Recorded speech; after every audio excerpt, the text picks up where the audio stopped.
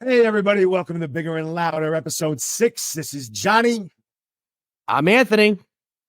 All right, Anthony. So today we were talking about my boozy brunch and how I might be a little inebriated for only our 6th show. But, we're going to go with it. We're going to roll with it. We're going to see what happens today. I think we Boozy both had an brunches. eventful day. Boozy brunches? That's still a thing? Yeah, you don't do boozy brunch in Connecticut? In Pop Collar, Connecticut?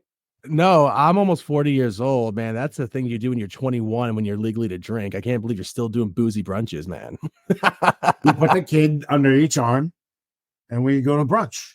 That's how we do it. Okay. Fair enough. No worries. Nah, man. We just had a couple, man. It was fun. Like we had, it's like included. The bottomless mimosas were included. But I did find out that there were $5 Cadillacs. So I did have one of those. So $5 Cadillacs? I've never had one of those. What is that? What exactly is that? A Cadillac margarita is a house margarita, so like a lime margarita or lemon margarita, whatever you want to call it, like a house margarita, regular flavor. But they give you a shot of Grand Marnier to put on top, like a floater. So you get like that in a shot, and it goes on top, and it makes it like, well, I mean, obviously you're adding a shot to it. It's not like 80 proof, but it's good, man. It makes it like that much better. So I can imagine that. I mean, usually if I ever were to do like a boozy brunch, I'd rather do like a BYOB, because that way you can pretty much like screw around with your mixed drinks and you know what you paid for instead of getting charged like the house pricing. Do you know many places? Do you know many places that have that though? Like that have? I know a few, again, like I know a few, but I haven't come across them here in Connecticut. But in New York, they were like a dime a dozen. It was just like, pick your poison if you wanted to like pay the house price, or just walk in with like a 6-pack and then, probably add some extra vodka and kind of like make it your own little like, make your own little like cocktail, if you will. But no, not in Connecticut. And yeah, I mean, I don't know. We don't really do. I've never been to a BYOB Brew-zy. Brew-zy. Yeah, I think, did you have one too many today? Shake it off. Shake it off. I've never been to a BYOB in LA, but like I think that sounds fun. Like I would love to. I mean, look, natural. Yeah, I mean, look, we were discussing the first episode. They have Korean barbecue where you cook your own food. You paid them to cook. So I'm surprised that there's not many bring your own BYOBs to these, Yeah, they're milking us for everything. My goodness, man, where everything can save $1. My God. Nah. I mean, no, you're right though. And like the other thing too is like Jody brought home some bagels the other day from Western Bagel, and they were good when they're hot. Like they're not terrible. It just, again, because we've been having these conversations. So it's long for a Brooklyn bagel. Yeah, I mean, listen, bagels are big. Well, and the East Coast bagels are bagels, but I understand. East Coast bagels are bagels. Yeah. So it's funny you said brunch, because actually a story just popped in my head. This actually happened when me and Alex were dating, and many years ago we went to a brunch in the city, and we went with some coworkers of hers, and it was a nice environment, right? And what ended up happening was there was somebody in the party that ordered a drink. He wanted a Bloody Mary, but the way they had ordered it was they would give you the olives, they give you, all the accoutrement, and then they also added bacon to it. Sometimes, depending upon where you go, bacon is kind of like a 50-50, where you might get it, some month you don't get it not. So what ended up happening was they get this guy this drink, right? And he gets the drink and he says, listen, I'm actually a vegetarian. I can't drink this because the bacon is actually, I made the same face too. I was like, give me a break. Just take it out and stop being a shit. Anyway, he didn't make a scene out of it, but he was adamant. He listen, I'm not going to drink this because there's a dead pig in my drink. If you kindly just make a new one, just because I now know there's the pig's grease in this drink. Yeah, there's God forbid there's some pork fat. Right. So anyway, we watched the waitress go back to the bar. Right. We were sitting at like 6 o'clock. The waitress was at 12 o'clock and the bar was 12 o'clock. Right. But it was a clear shot. We could see it. She brings the drink back to the bar and we could actually read their lips. It was clear where the waitress gave the drink to the bartender, but the bartender clearly said, just give it back to them. Pretend that we made a new one for them. She comes back with the same drink and she's like, here you go. And the whole table caught her just red hand and says, no, you didn't. We just saw you just talk to the bartender saying, just give that same drink back. And the bartender and the waitress was completely stunned because mortified. I mean, well, no, like, yeah, because did she like, admit to it, or did she say like, no, her face went, no way. No, her face went pale white. She didn't know what to say because she's taking orders from the bartender, right? Who just didn't want to make the drink, right? She didn't want the bottom line is the bartender didn't want to make a new drink, right? They were just like, tell this guy get over it. But we caught him red-handed, and waitress said, you know what? Sorry, let me go back and get this corrected for you. I have a pretty firm policy. I will say that I've got a pretty firm policy on not sending shit back to the counter, the restaurant. I don't give a fuck. Like, I'm the same way. I'm going to be super disappointed. I'm going to be super pissed, disappointed. I've never been so pissed where I'll like write a bad Yelp review. Well, now we'll talk about it on the show, I guess. Yeah. So don't fuck with me, McDonald's, and messing up my order. Or whatever. No, listen. Listen. That's the most disappointing thing. No, I'm the same way. I don't order, or let me back it up.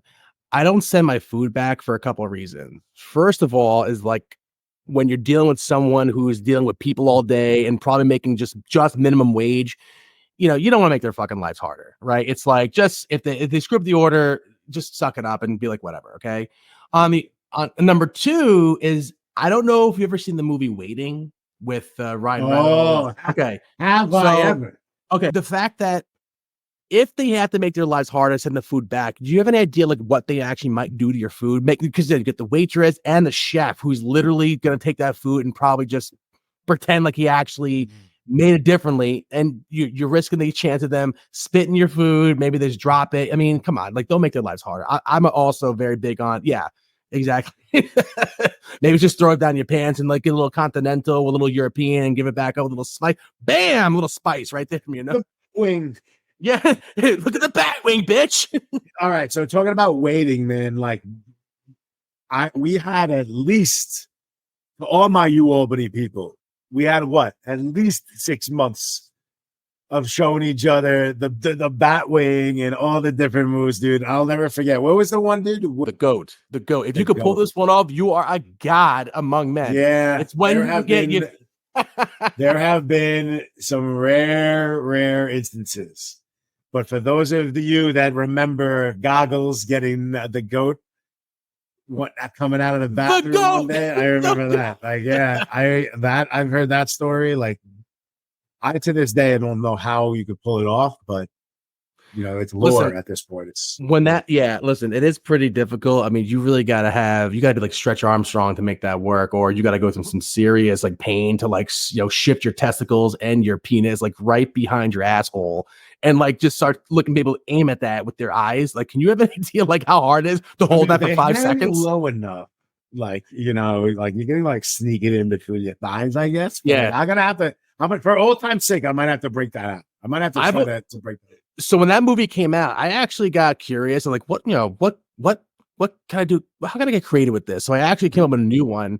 So I actually found a way to take, and again, for the listeners out there, like, we had no intentions of going down this route, but we're so far into it that we're just going to run with it right now. So I actually created a new one that no one ever heard about. So it's actually, if you guys out there, if you got like floppy balls, you actually can take 2 of your balls, put it inside actually like the shaft, and turn it like 180 degrees, and actually I call it the Hamburglar. Like, that's what I used to call it, because it actually resembled a hamburger. So it literally does. So I encourage anyone out there, just like, put your hand down there and get penis puppetry, nuts. Everybody. Yeah, penis puppetry. Play get nuts. See what. Did you ever see the old, there was a performance, and I want to say that it was on HBO back in the day. But the guys that we used to perform like on stage, they were like penis puppets, and people would pack theaters to watch these guys make a ton of different shapes with their fucking dicks, dude. Like, they're plastic dicks. They would just bend them around into shape like the hamburger. I'm telling you, like the sushi roll, yeah. If they actually did the Hamburglar, I'm gonna sue them for intellectual property rights. That's my idea. I came up with that shit first. But like, what they're doing like dick art and like maybe like dick tricks and shit like that. Because now I'm thinking of the South Park episode. If you ever seen it, where Randy does penis magic, and he's like, never do penis magic unless you're under the supervision of an adult. And the kids are just blown away at the fact that like people are hiring him to just do tricks with his penis, and they're just stunned. So yeah, literally like that. So I'm just curious how far these these penis actors were taking the act. It was just like, I mean, you're gonna have to look it up, man. No, they got pretty serious with it. Like I mean, they were literally packing theaters full of people, like 500-600 people watching them play with their dicks. So I mean, they forget OnlyFans. They would have like 10,000 people watching them on OnlyFans. But like goodness. Or more. But like nowadays, like they're packing out this thing. Like this was like 20 years ago. It had to be 20 years ago. It was super old. But did you ever work in the service industry, like food service industry at all? Like what have you ever done, like food service or anything like that? Honestly, like it's funny you said that, because once you said that, like a bell just rang off my ear, or like just bloop, like a light bulb went off. I remember I was in high school. I was a freshman, and I remember I worked a catering job because I was very interested in making some money. But the problem was I wasn't there too long because it was conflicting with football scheduling. So I couldn't. Meadowbrook? Did you work at the Meadowbrook? The Meadowbrook Lodge. Yeah, I worked there for about a week. Right. I did it for a week. And I said, I can't do this because it wasn't for me. I told the guy, thank you very much. Sorry. I thought this was going to be a little different. And I couldn't make it work. What'd you do? Like, what was your job? Were you like meat a chicken, or like, what was it? Yeah. Like, chicken or steak? Which one do you want? Yeah. I'll take your orders. 5 chicken and steaks. Okay, cool. Great. Grand one of one. Like that was it. But like, it was a lot of work, believe it or not, to bust tables. Cause you're hustling, man, right? You're hustling. Yeah. But you're also, remember, like, you're not hustling for more money, but like you're literally like running through people to get dinner orders out, cleaning the tables, getting desserts out. And I realized little kids, and I remember like, again, anyone who knows me knows I always put a good foot forward, like keep an open mind, and just like, you're in this, just do it. Right. I feel like you would have gotten fired for like dancing with some of the grannies or something like that. Like, there were times I'm just like, how do I like make the best of this bad situation? Because I was so like miserable, just like kissing ass. Like that's literally what you do. And it wasn't for me. I remember I'm like, what, 15 years old. I don't know the first thing about doing, I don't know the first thing about putting, workmanship, or just, working 8 hours and knowing this is a job, and like, it's a job. It's not supposed to be easy. It's supposed to be hard. If it was easy, it wouldn't be called work, and I couldn't like grasp it. But again, my saving thing was football, because it was always between July until the first week of September. So I just told the guy, listen, I got practice. I can't do it. Sorry. I can't commit to this anymore. Thanks so much. So, and then on top of that season, what the fuck are you talking about? That's wedding season. That's wedding mitzvah season. I got 3 mitzvahs that weekend. Then you're leaving me high and dry. What are you doing? Yeah, no, literally. Like, if I wasn't, well, again, I could have actually found work during school hours, but like after doing 6 hours of sitting in school and not learning a damn thing, like, was I really ready to leave school to go do like a part-time gig, doing 4 more hours and just doing shit? No. So I always found work during the summers, but I always ended up finding a reason to quit because I couldn't get into it. What teenager wants to work? I mean, unless you have no choice and you're unfortunate where you got to help pull in some extra cash flow. What the fuck are you kidding me, man? My dad made me get a job when I was 16. Like, he didn't have to get a job. My dad. What were you doing? What were you doing? All right. My first job ever was I was a plumber. I worked as a plumber. I worked for my dad's friend, a longtime friend. They worked together for decades. Why do I feel like I remember that? I feel like because I when I would show up at football practice, either like right before or right after I would work, and I was like I was 16 at the time. But these fucking guys, like listen, again, like I owe these guys and a lot of people a lot. But they fucking taught me what it was like to like make sure you didn't end up like them.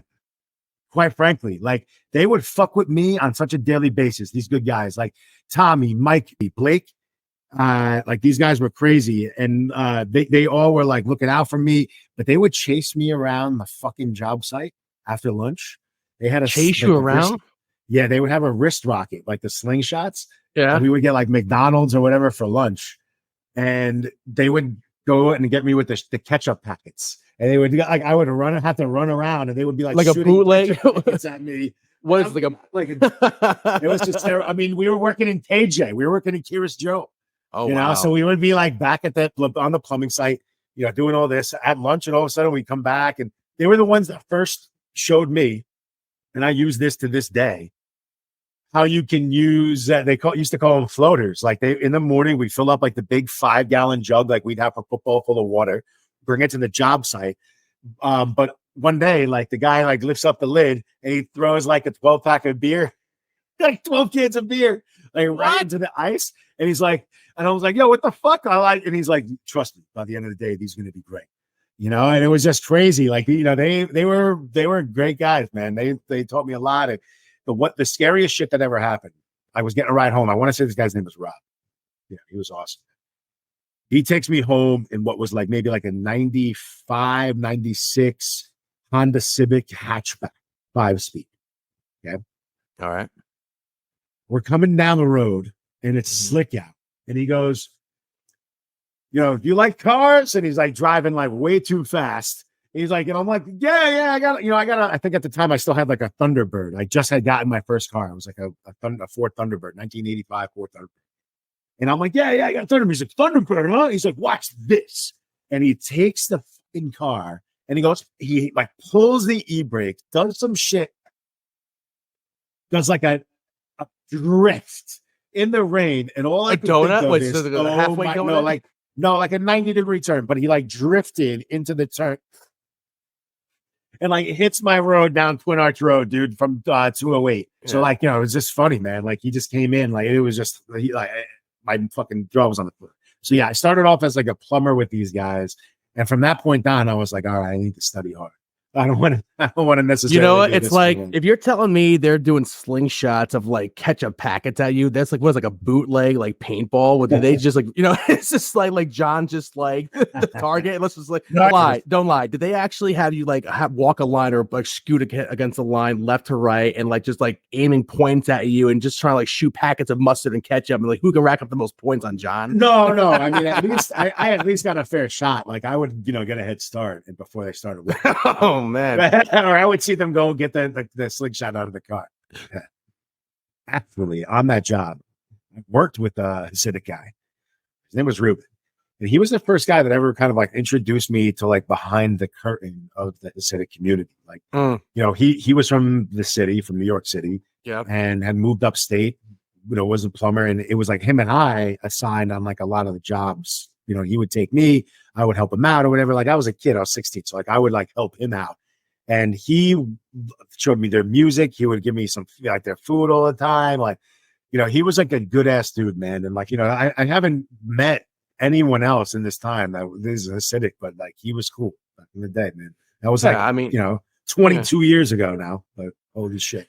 It's funny you said that because like to what you mentioned, the other dudes who said like, don't end up like us. It's actually funny because skilled labor is actually in demand right now. I mean, right. But like, there is such a demand for skilled labor right now where they're actually trying to incentivize people to get back into that line of work because they can't fill the job sites quick enough. So for every like 5 people who are retiring, who made a career out of it, they can only get one person to fill those shoes. And this is across like plumbers, welders, electricians, right. You name it. Like, yeah.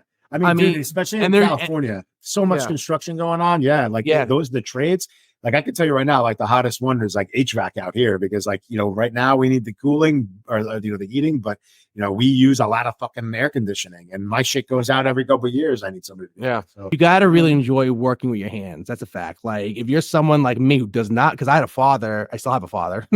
My father he did skilled labor, right? And he had a very successful career with one of New York City's, heating and energy companies the union management with Con Edison. And a lot of people don't know who they are if you're not from the East Coast, but that's a big company. And, again, I have a father. When I was a kid,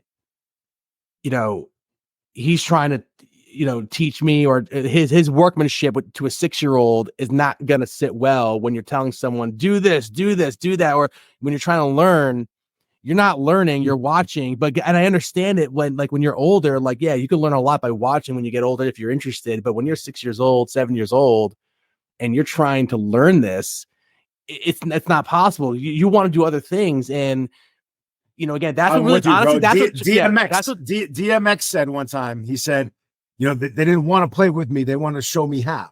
Right. right.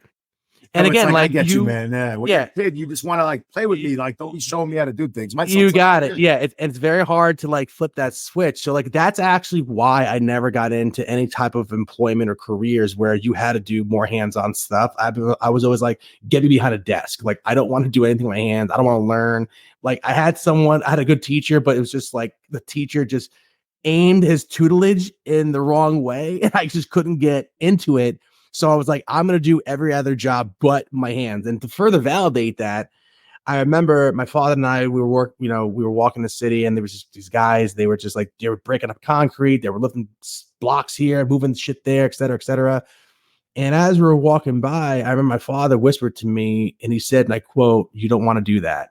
Like, and then end quote. Like, and I said, "Well, duh," but like he really knew, like, you can really like kill yourself, literally. Like it's like such high risk, low rewards for like breaking your back, doing like, you know, construction here and just breaking concrete up there. yeah, man. I mean, there's no in pot of like, gold in that rainbow, especially in New York City. I mean, it's like a different world too. Like, you know, out here in LA, like, yeah, sure, there's a couple of like skyscrapers or like, you know, seriously like serious high-rise buildings, but more or less like it's more transit related and like cosmetic, and like obviously there's private construction, but like in the city, like there's not a lot of major construction going on right now. And like, yeah, the city of Los Angeles says like, we're going to save that one for another time, because I could spend like hours talking about their fucking infrastructure deficits and like what they're, you know, how deficient that is in terms of like what's supposed to be coming to Los Angeles, especially with the Olympics. But like in New York, like those jobs are risky. Like I couldn't even imagine fucking being up like 60, 70 stories in the sky, you know, welding or, you know, installing something with like the wind fucking blowing and scaffolding around me. Like, you know, I got big balls, but like not that big. Yeah, know? I mean, that, honestly, I mean, close. I like my hands to be a little bit soft. My hands are rough from the fucking barbell. That's about it. I hear you. Like, No. like that's it. Are you sure that's only it? That's all. That's pretty much. Yeah. Other than that, like, we remember, like we had one kid in high school. I remember I saw him one day. No names. Punching the brick. Yeah, punching the brick wall. Like, what an idiot. And I'm like, what are you doing, bro? Like, and he shows me his knuckles, and they're all bloody. And I'm like, what the fuck? He goes, one day these are going to be all calluses. So when I punch somebody, like I'll break their fucking face. And I'm like, oh my. Listen, you know, like I don't want my hand, like those are like rough ass hands over there. Like, what are you doing? Like rubbing sandpaper and shit on your hands. In the words of Bruce Lee, boards don't hit back. In this case, brick don't hit back. And I guarantee you that kid looked back and it's like, man, what a fucking idiot I was, because he's like, these calluses didn't do shit for me. He's got arthritis. He's got arthritis in his hands. He's got rheumatoid arthritis. He's got to wear like heated padded gloves. He's got to go to therapy twice a week now. I mean, like it's a true, but you know, like back to the point, it's like those jobs though, honestly, like they're literally they're a poor man's job. It's when you have no other prospects or you have no education behind you to do anything. People like building things. Like, dude, I just went down the street. Jody had bought a new Nespresso machine. She just got a new role, new job. So she has an office and she wanted to bring like a coffee machine to work. So like, we don't want to buy a brand new one. So she was looking on Facebook Marketplace. I don't know whether this guy is stealing Amazon packages or whatever the fuck, but like, or like they looked like to me were boxes that were like too damaged to go back to a warehouse for Amazon. But more or less it was a warehouse full of Amazon packages. So I go and buy this Nespresso machine. I return it for her. The first one didn't fucking work. All right. So I go to return this one, but across the street from him, bro, there's like not across the street, like the next shop over is a private cabinet company. And there are young dudes in there. Like we're in our late 30s now. These guys are like 24, 25 from the looks. Were they shirtless? Like an Abercrombie and Fish? With all the sawdust sticking in the chest. Just trying to sell it, man. Notice that fucking clothes. I wasn't looking at that. But no, that's, I only ever worked like real manual labor as a plumber. My next job, okay, and actually rest in peace to our buddy Nikki and Jay's mother. She was really great, but she hired not just me, but a bunch of us over at Modell's Sporting Goods. Okay. I don't remember if you remember the summer, dude. I think this was like the year after. It must have been like 17. Yeah. When a bunch of us worked over like I would say like 6, 7, 8 guys from our high school got hired at the brand new Modell's over in Monroe. And we were pushing like we set up the store. We were moving everything. And like, I'm talking from not just product, like putting shit on the shelves, inventory out, building the shelves. Yeah. Right.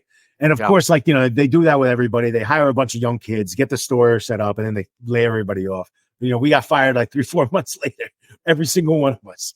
But I did get God. I don't know where it is now, but I did get to keep the jersey. Like they gave you like a baseball jersey that said Modell's across the front. That shit was awesome. I remember that. Let me ask you this. Do they have Modell's out in California? I don't think they Nah, that's an upstate New York. That's a New York. Yeah. Like I know for the audio listeners out there, whoever listen, like Modell's is strictly like an East Coast, like New York, New Jersey. Like that's a private company. I know the New York City, Brooklyn. My dad always at it. They have they also I don't know if like New York Sporting Goods is even in business anymore. But for me, I always order my equipment through like East Bay. That was a big thing. That was like East Bay was a very big up and coming item or idea. Because the internet was picking up back in the early 2000s, where like you could actually do more ordering online and get more diverse, where you can actually make purchases. Amazon, I remember Amazon went from like you could order books only on Amazon to now they're like this global online. Yeah, I ordered. Yeah, so like a friend of mine, he was actually older. He was in college at the time. He's like, he played sports, and he said, "Listen, I get all my shit at East Bay." I'm like, "What the fuck is that?" He's like, "Literally, like they have items on that website that you can't always find in the stores because like Modell's is going to carry." If you're only looking for if your team, for example, is you like the Lakers, you're not finding Laker gear in Modell's, or if you need like a certain model of a certain cleat or a baseball bat, like they're only going to carry so many items. So like you can go on East Bay and literally get all the vendors who are posting their products on that site. And again, it was just mind blowing at the time of like the diversification and how limitless of the products you could actually find between cleats and shorts and training gear. So that's why that's always where I went to. I never ordered at Dick's. I never shopped at Dick's. I never shopped at Modell's. I never shopped at any other sporting goods. It was always East Bay. Always. I would always go to like Dick's and to Modell's. I think those are like our two stores. And I like to touch the stuff too. So like I wanted to like get my hands on equipment, but I also didn't buy. Quick tangent here on youth sporting equipment this day. Like, what do you mean? Fuck, dude? Like, look, like I know I don't want to be the get off my lawn guy or like, every generation, yes, we're advancing like the equipment that kids are using or like that everybody's using. But I remember like when we played like youth sports, dude, there was no extra equipment. Maybe kids had like a wristband or a headband or like whatever, right? But people weren't showing up with like holographic visors, all these different chin straps, all these, obviously there was no Under Armour back in, the 90s, right? But, that type of like athletic stuff, it just wasn't there. All the flashy shit. I feel like a lot of times now, the kids are just so focused on the gear and not about the sport, but like that was just like something that bothered me. So I mean, listen, I see these fucking kids show up. Yeah, they got so much equipment on them. I'm like, yo, this is $300 or $400 equipment. That's how much the whole season costs. Yeah, I mean, listen, you use the word flashy. That's like you can find other words in the thesaurus that will just talk about that under that umbrella. Yeah. But yeah, no, that's literally what it is. You know what? Like these equipment manufacturers are saying, fuck it. Like if we're going to sell a sleeve for basketball players, well, that doesn't do anything to your game. We're going to find other ways to plant an idea saying you should buy this because if you're actually a solid player on the field, look how much cooler you're going to be when you actually rock this visor, man. Literally, people are going to want you as their spokesperson, bro. And that's literally what they're doing. It's the neck roll. That is the power of marketing. Literally, they take one little golden nugget and they expose it and they branch it out into something that's really not there. And people are suckers. They're going to, of course, they're going to buy. Yeah, you only need the bare minimum of the equipment, maybe some things just for comfort. Like, for example, we played football. And the one thing I got away from was years ago, you used to have the belt that would actually have your pads, your hip pads and your knee pads and your thigh pads attached to it, right? The belt, okay, yes. the belt. And now they're making gear where now you can just shorts that just go inside of it because it's made out of fabric for convenience, and you can move and it breathes a lot easier. So I understand, like, you're paying for convenience, which I agree. But if you're telling me I have to buy a pad because it's zigs instead of zags, and therefore like you're gonna play better, it's bullshit. So I agree with you. Now, again, to what extent players are actually focusing more on like the gear versus the gameplay, I don't know, because something that dates back to the 70s and 80s when sports Dr. figures J's, right? Dr. Right, like think about like Larry Bird and also Magic Johnson, who were sporting Converse at the time. Like, you're telling me that if I wear those Converse sneakers, I'm going to play like them? No, but like that's the power of like technology as it was kind of scaling through the 80s into the 90s as technology was growing and how we were advertising and marketing. And they knew it. They knew, okay, well, your shoe comes with these laces. If you buy those laces, it just looks that much more cooler for your team. Yeah. Right? Like, I always thought we would be living in the age where we had the automatic lacing, like Back in the Future. I like that. I like those. Like, I mean, it's not just put them on and they would tuck right into you. Do you have an idea how much a shoe like that would cost? Like, they did make the Nike Air Mags, and like, but I think they were going for like almost $500,000. If I'm not mistaken, my numbers could be off, but like they were. I pay like, I refuse. I am not the guy to talk about fashion. Like, we can talk about fashion on this show, and like the only reason that I ever look proper is because of my wife. She works in the fashion industry. So like she buys clothes for me. Like, otherwise I wear like t-shirts, right? Okay. Like, so you can actually, So I'm looking online now. Again, I think they're actually producing them to like, maybe they're being custom made, but I remember there was a really radical number someone threw out there for these Nike Air Mags from the Back to the Future sequel. And I'm looking online right now, and currently those shoes you can purchase them for anywhere from $25,000 to $50,000 just for one pair of shoes. Like, give me a break. Give me a break. But again, like, you're not buying the shoes Michael J. Fox wore in the show. You're buying replicas to say I'm buying automatic laces. Like, where's the practicality of that? There is none. Right? That is the power of marketing. They're trying to sell you on buying something you don't need. You don't need it. But something but you know how they can price it out. So you're telling me that that's exactly what we're going to try to do with this show. Like, but tell people that no, you do need us. You do need us listening. Pretty much. Like, we have us in your ear. Yes, we are sending subliminal messages to people saying like, you need to listen to us. Like, we are the voice of reason. Disregard everybody else but us. Listen to our handsome voices. Okay, our voices sound. I got more questions for you, man. So yeah, I want to ask you more about. I know I obviously know the answers to a lot of them, but I think it's going to be fun to talk about. I have more questions about your jobs. So we're going to go ahead and we're going to put a pin in this, and hope everybody that is listening joins us and follows up for part 2. So stay tuned, everybody. Thanks for listening to Bigger and Louder. This is John and Anthony.